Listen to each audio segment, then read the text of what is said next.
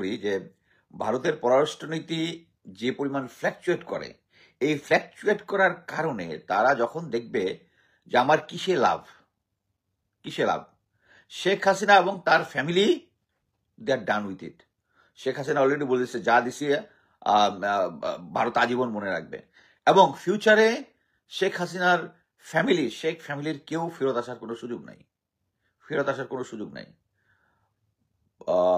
জয় এটা একটা গান্ডু, অথর্ব, এই কারণেই মানে একটা ছেলে থাকতেও তারা পুতুলকে তার নেক্সট উত্তরাধিকারী হিসেবে কিন্তু সেট করতেছিল। সো আমার যেটা মনে হয় যে এই মুহূর্তে ভারত ডক্টর খলিল মোহাম্মদের সাথে যে গেমটা খেলার চেষ্টা করছে যে হ্যাঁ আমরা একজন খুনি মার্ডারার তাদেরকে ফেরত দিব, বাট এর বদলে ওই আছে ওরা হচ্ছে ইসরায়েলি নেগোসিয়েশন টেকনিক। ওদের টেকনিকটা কি? টেক এভরিথিং গিভ নাথিং, মানে হচ্ছে কি এটা দিব কিন্তু আমার কি দিবা, ওই সেম পুরানা জিনিস। আওয়ামী লীগের আমলে যে সমস্ত ছিল, ইকোনমিক জোন অলরেডি যেটা ছিল মিরাসরাইতে ওইটা ক্যান্সেল করে দিছে, আবার নতুন একটা কি তারা চাচ্ছে দুইটা আবার ইকোনমিক জোন নাকি তারা চাচ্ছে, দুইটা ইকোনমিক জোন ট্রানজিট, যে জিনিসগুলো নিয়ে পুরানা। অবশ্য ডক্টর খলিল রহমান এটা খুব স্মার্ট প্লে করেছেন। এটা নিয়ে উনি জাস্ট খালি বলেছেন যে এইটার সাথে তো এইটার কোনো সম্পর্ক নাই, এটা হচ্ছে সে আমাদের সাথে তোমাদের 2013-তে বন্দি বিনিময় চুক্তি হয়েছে, চুক্তি অনুযায়ী দেওয়ার কথা, দেওয়া নাই। এখন যখন এটা তার এগেনস্ট অলরেডি আদালতের রায় হয়েছে, সো তোমাকে দিতে হবে এই জিনিসটা অনেক ডিপ্লোম্যাটিক্যালি। এই জিনিসগুলো অ্যাকচুয়ালি কূটনৈতিক ভাষা আছে। যেমন মনে করেন যে উনি খলিল রহমান পরবর্তীতে বলেছেন, আমি পড়ি কি বলেছেন একটা স্টেটমেন্টের মধ্যে, যে একটি স্থিতিশীল, নিরাপদ, সমৃদ্ধ অঞ্চল নিশ্চিত করতে বাংলাদেশ হাতে হাত মিলিয়ে একসঙ্গে চলতে কাজ করতে প্রস্তুত। তিনি আরো বলেন, আমরা কোনো বাইরের কিংবা অভ্যন্তরীণ কারণকে অন্য কোনো রাষ্ট্রের জনগোষ্ঠীর জন্য হুমকিতে পরিণত হতে চাই না। এটা হচ্ছে অফিসিয়াল স্টেটমেন্ট, কিন্তু এটার মধ্যেই নিহিত আছে, যদি ইন বিটুইন লাইনে পড়েন কাদেরকে কোনটা বলছে, ক্লিয়ার যে আমরা পাকিস্তান, ভারত এদের কোনো ইনফ্লুয়েন্সে কাজ করবো না, আর ইন্ডিয়ার কোনো ইন্টারেস্ট নিয়ে করবো না, আমাদের নিজেদের নিরাপত্তা ইস্যুটা সবচেয়ে বেশি, এবং এই জিনিসটাই তাদেরকে ক্লিয়ার করেছেন। এখন বাংলাদেশ কোনো বাইরের ইনফ্লুয়েন্সে কাজ করবে না, এইটাই হচ্ছে অজিত দোভালের জন্য সবচেয়ে বড় মেসেজ। সো এখন যেটা হচ্ছে, আমি যেটা মনে করতেছি যে আচ্ছা, খলিল রহমান আরো কিছু জিনিস করেছেন, উত্থাপন করেছেন, যে বর্তমানে যে তারা এই এত লোকজনকে আওয়ামী লোকজনকে দিয়েছে, তারা কিভাবে দেশে পাসপোর্ট ছাড়া গিয়েছে, তারপরেও তাদেরকে ভারতের ভিতরে ঢুকতে দিয়েছে, জেনারেলরা চলে গেছে, এই জিনিসগুলোতে ফিউচারে ডিপ্লোম্যাটিক প্রেশার আরো বাড়ানো হবে, এই ধরনের জিনিসটা ভারতকে জানান দিয়েছেন। এবং ফিউচারে তারাও জানে যে যখন এটা কি বলে ইন্টারপোল থেকে আসবে, আরো প্রেশার আসবে ফিউচারে। এবং মোস্ট ইম্পর্টেন্টলি হচ্ছে তারা এখন ওয়েস্টকে ফেস করতেছে, এবং এটা ভালো করে জানে দেখি যে ভারত অ্যাকচুয়ালি আমেরিকা অ্যাকচুয়ালি বাংলাদেশের সাথে আগে যেটা হতো, ভারতের সাথে মিলে আমেরিকা বাংলাদেশকে দেখতে, এখন কিন্তু উল্টা হয়ে গেছে। এবং এটা হয়েছে এই ডক্টর খলিল রহমানের মাধ্যমে। ডক্টর খলিল রহমান দীর্ঘদিন জাতিসংঘে কাজ করেছে, ইভেন এই যে অ্যান্থনিও গুতরাস, তার সাথে কিন্তু তার ব্যক্তিগত খাতির ব্যবহার করে প্রফেসর ইউনুস তার নিজের এবং ডক্টর খলিল রহমানের ব্যক্তিগত ইউএন এর তারা একসাথে চাকরি করেছেন, ওইটা খাতিরটাকে লাগিয়েই কিন্তু উনি তাদেরকে বাংলাদেশে নিয়ে এসছেন।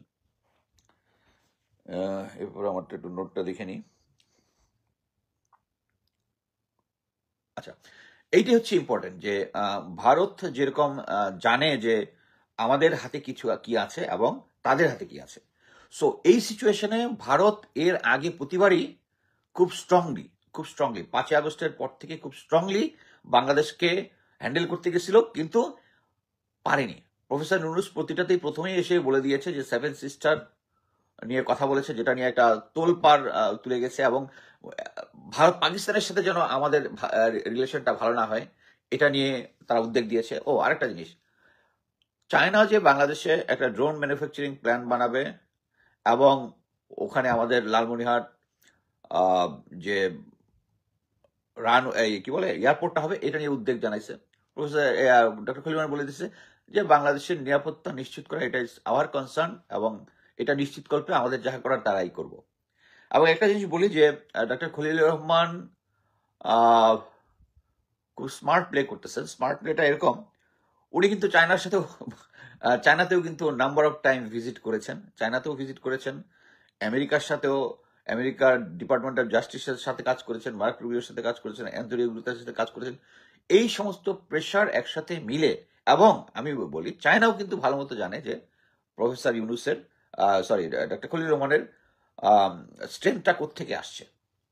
বাংলাদেশ অবশ্যই তার একটা স্ট্রেংথ, কিন্তু বাংলাদেশের স্ট্রেংথ এই মুহূর্তে যেহেতু আমেরিকা তাকে ব্যাক দিচ্ছে, এই কারণেই, ও আরেকটা জিনিস বলি, এই কারণেই ইন্ডিয়া বেশি কনসার্ন, এবং এই কারণেই ইন্ডিয়ার থিঙ্ক ট্যাঙ্ক গুলা, বিভিন্ন ইন্ডিয়ান ডিফেন্স জার্নাল, ওই ইন্ডিয়ার কতগুলা গর্ধব কতগুলা অফিসার আছে, কি মেজর গৌরব ওর সামথিং, এমন একটা ভাব নিয়ে বলবে যে বাংলাদেশকে তুলিবাই উড়াই দিবে। কিন্তু রিয়েলিটি হচ্ছে তাদেরকে ওই জিনিসগুলো আমলে নিতে হচ্ছে, আমলে নিতে হচ্ছে। এবং বাংলাদেশের একটা ইম্পর্টেন্ট জিনিস বললো যে বাংলাদেশ আমেরিকা, এই এই ক্রেডিটটা আমি প্রফেসর ইউনুসকে বেশি দিব, যে আমেরিকাকে ম্যানেজ করতেছে, অ্যাট দ্য সেম টাইম চায়নাকেও ম্যানেজ করতেছে। চায়না এখানে ড্রোন বানাবে, এখানে এয়ারপোর্ট করবে, at the same time Bangladesh, America বাংলাদেশকে ইম্পর্টেন্ট দিচ্ছে। এই দুইয়ের ব্যালেন্সের মধ্যে পড়ে চায়না, সরি ইন্ডিয়া এখন কনসার্ন। সো এই মুহূর্তে যেটা হচ্ছে, তারা শেখ হাসিনাকে দিবে না এই কথাটা বলে নাই, এবং বর্তমানে ফিউচারে দিতেও পারে এরকম একটা ডিপ্লোম্যাটিক কলাকৌশল ব্যবহার করেছে। আমার ধারণা যে ভারত অ্যাকচুয়ালি অপেক্ষা করবে ফেব্রুয়ারিতে নির্বাচনটা হয় কিনা। যদি হয় তখন বাংলাদেশের সরকার কারা গঠন করবে, এটার জন্য তারা অপেক্ষা করতেছে। সো তখন তারা ডিসিশন নিবে, এবং এই মুহূর্তে তাদের যে থিঙ্ক ট্যাঙ্ক, অন্যান্য ইয়ারা খুব স্ট্রংলি বলতেছে আমরা কোনো শেখ হাসিনা অলরেডি, আমি কয়েকটা ইন্ডিয়ান থিঙ্ক ট্যাঙ্ক ডিফেন্স কতগুলো ইয়া দেখলাম, তাদের পোস্ট দেখলাম, তারা বলতেছে শেখ হাসিনা হচ্ছে নির্বাচিত সরকার, গণতন্ত্রের মাদার ফাদার, এরকম টাইপ। সে ভারতের একটা আকৃতির বন্ধু, ভারতের সেভেন সিস্টার শান্তির জন্য তার এই অবদান সেই অবদান, তাকে কখনোই ইন্ডিয়ার হাতে, বাংলাদেশের হাতে তুলে দিবে না, ব্লা ব্লা ব্লা ব্লা ব্লা। ওই সেখানে আবার ওই দালাই লামার স্টোরিটা আবার বলছে যে দালাই লামাকে ইয়া করছে, বাট দালাই লামার সাথে এই স্টোরি এখানে মিলাইলে হবে না। এটার সাথে আন্তর্জাতিক যে প্রেশারটা, কি বলে, ইন্টারপোলের যে প্রেশারটা, আস্তে আস্তে এটা এসকেলেট হবে।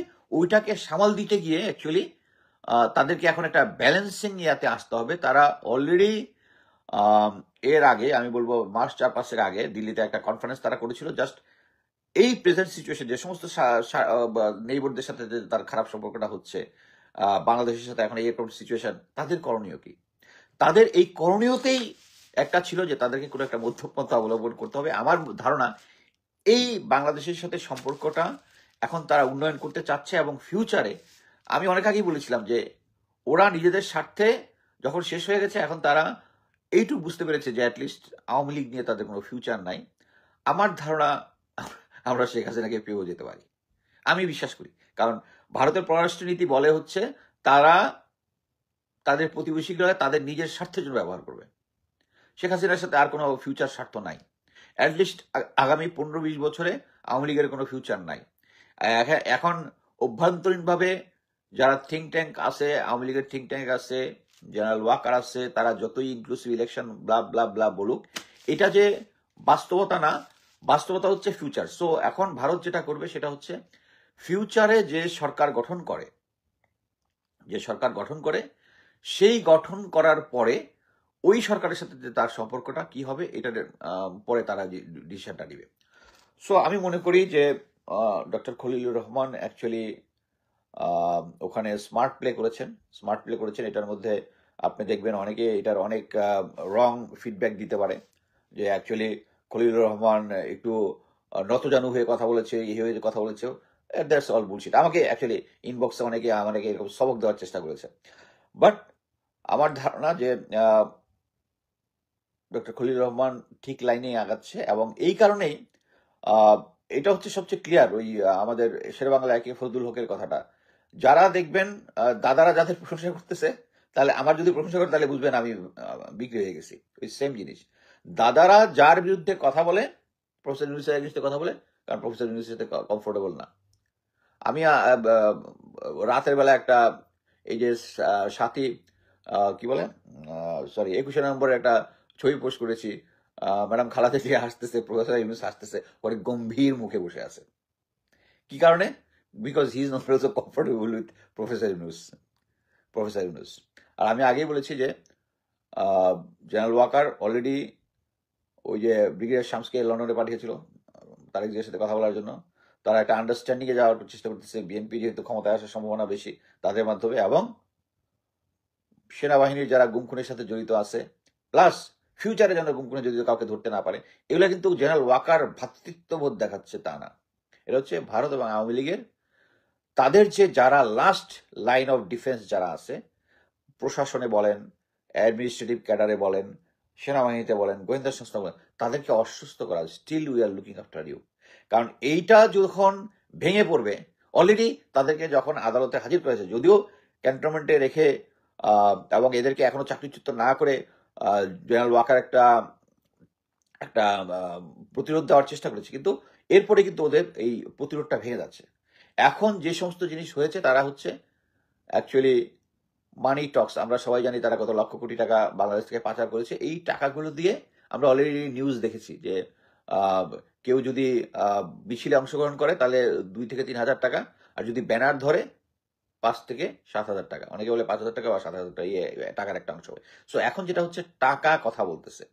সো আমাদেরকে দেখতে হবে যে আমি বলবো বাংলাদেশ একটা ওর্স পিরিয়ডে যাচ্ছে, যেখানে আমাদের নিজেদের 5-6টা জেনারেল শত্রু দেশ, ভারত স্টেট আমি বলবো শত্রু দেশ, পালিয়ে যাওয়ার পরেও এখনো আমরা সেনাবাহিনীর স্তুতি করি। এখানে একটা জিনিস বলি যে ওই যে সাইফুল ইসলাম যে ছেলেটা সেনাবাহিনীকে উচ্চারণ করতে চাই না, খারাপ কথাটা বলেছে, এটা আমাদের রিটায়ার্ড এবং মিলিটারি সবাইকে সার্ভ করেছে। এটা নিয়ে আমি এটা সরি এটা নিয়ে আমি একটা পোস্ট দিয়েছি। এটার মধ্যে আমি দেখলাম বট কমই আছে, জেনুইন লোকরা তাদের কনসার্ন জানাইছে। আমি অ্যাকচুয়ালি 100% একমত, আইনের শাসন থাকতে হবে। সেনাবাহিনী ইউনিফর্ম পরে ওই সাইফুল ইসলামের বাসায় গিয়ে মারাটা ঠিক হয় নাই। There are lot of other ways, but এটার সেনাবাহিনী আরো স্মার্টলি হ্যান্ডেল করতে পারতো। ইউনিফর্মে যাওয়ার দরকার ছিল না, যদি তারা ম্যানেজই করতে না পারে। ইউনিফর্ম পরে গিয়ে অ্যাকচুয়ালি আর্মিকে আরো ভার্নারেবল করেছে।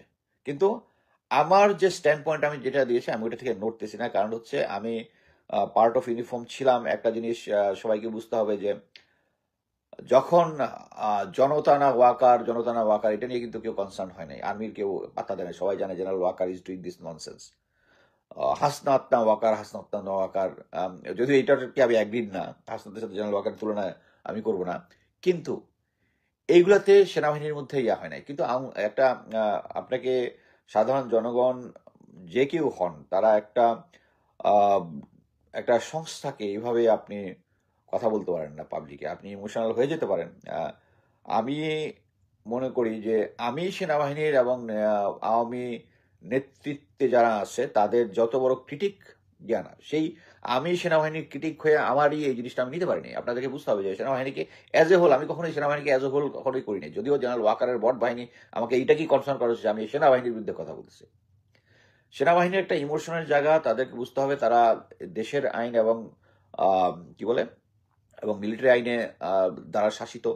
তারা চাকরিচ্যুত হইলেই আপনার মতো আদালতে যেতে পারে না। এই চান্সে আমাদের প্রায় 500 থেকে 700 অফিসার সৈনিক আছে যারা এই আমলে চাকরি হারিয়েছে। এবং যেহেতু জেনারেল ওয়াকার ওই শেখ হাসিনার আমলটাই এমএস ছিল এবং তিনি এগুলোর পিছনে জড়িত, ওগুলো একটাও কিন্তু এখন পর্যন্ত কোনো কিছু করতেছে না, কিছুই করতেছে না। সো আমি মনে করি অবশ্য প্রসঙ্গ থেকে অনেক দূরে চলে আসছি, যেহেতু এটা প্রেজেন্ট। আমি বলবো সেনাবাহিনীকে অ্যাজ এ হোল আপনারা গালিগালাজ করেন না। যারা এই সেনাবাহিনীকে এই পর্যায়ে নিয়ে গেছে তারা এটার জন্য জানি, সবাই না। আমি আরেকটা জিনিস বলি, আমি নিজে এই 5ই আগস্টের অনেক আগে, এখন থেকে হয়তো 5-6 বছর আগে, একজন সিনিয়র মিলিটারি অফিসার, যিনি, আমি কোন রাজনৈতিক দল এগুলো কিছুই বলবো না,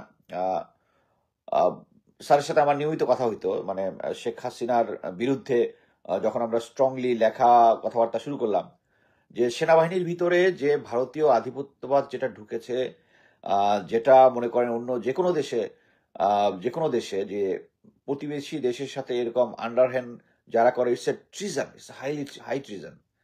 এবং সেনাবাহিনীর অফিসার কিছু আমাকে সরাসরি বলেছে তারা ভারতের সাথে তার কানেকশন আছে। এই জিনিসটা যে একটা কবিরা গুনাহ, এটা সেনাবাহিনীর ভিতরে ঢুকাইতে হবে। এবং ঢুকাইতে হলে যারা গুম খুন এবং অন্যান্য করে বাংলাদেশ সেনাবাহিনীর কে একটা মানে ডিসিপ্লিনকে একটা এমন একটা সিচুয়েশন নিয়ে গেছে, এদেরকে কমসে কম 200 জনকে অ্যারেস্ট করতে হবে, অবশ্যই প্রমাণের ভিত্তিতে করতে হবে। এবং নিশ্চিত যারা গুম খুনের সাথে জড়িত এরকম 35 থেকে 40 জনকে ফাঁসিতে ঝুলাইতে হবে, অবশ্যই আইনের মাধ্যমে। বাট আমি দেখলাম তারা এখন জেনারেল ওয়াকারের দ্বারা প্রভাবিত। আমি সেনাবাহিনীর বিরুদ্ধে কথা বলি এটা সেনাবাহিনীকে সেই আগের ফর্মে নিয়ে আসার জন্য, আগের ফর্মে যেখানে জনগণ আমাদেরকে সাপোর্ট করতো, আমাদেরকে অ্যালং উইথ আমরাও জনগণের যে কোনো বিপদে ঝাঁপিয়ে পড়তাম, এখনো পড়তেছি। কিন্তু আমরা অ্যাকচুয়ালি এত কিছু করার পরেও আমরা জনগণের মন পাচ্ছি না। এখনো পাবলিক মিডিয়াতে আমাদেরকে যে এই সাইফুল রহমান যে কথাটা বলছে এটা বলতেছে, এইটাকে উত্তরণের একটা বড় উপায় আমি বলবো, যদিও এটা দীর্ঘ হয়ে যাচ্ছে কথাবার্তা, সেটা হচ্ছে আগামী নির্বাচন। আমি সেনাবাহিনীর সমস্ত সদস্যদেরকে বলবো, উপরের থেকে জেনারেল ওয়াকার যে আদেশই দেখ না কেন, আপনারা গ্রাউন্ডে যখন থাকবেন আপনারা একটা ফ্রি অ্যান্ড ফেয়ার ইলেকশন, এবং আপনারাই শুধু পারেন, সেনাবাহিনী ছাড়া কেউ পারবে না, তাদেরকে একটা ফ্রি ফেয়ার ইলেকশন করতে হবে। এবং বাংলাদেশকে ইন্ডিয়া চাচ্ছে এবং আওয়ামী লীগ চাচ্ছে এই নেক্সট ইলেকশনটা একটা হজবরল টাইপ একটা ইলেকশন হোক, এবং জনগণ এবং দুনিয়াকে যেন তারা দেখাইতে পারে যে বাংলাদেশ ইলেকশন এরকমই হয়। সো এইটা যেন না করতে পারে, আপনাদেরকে কনসার্ন থাকতে হবে। এবং আগামী ইলেকশনটা আমি এটাই বলতে পারি যে জনগণ আমাদের সম্বন্ধে সেনাবাহিনী যে সমস্ত খারাপ কথা বলে সব ওয়াইপ আউট হয়ে যাবে একটা সঠিকভাবে নির্বাচন যদি সেনাবাহিনী করতে পারে। সো আমার অ্যাকচুয়ালি আর কোনো বক্তব্য নেই। নেক্সট কোনো কিছু হলে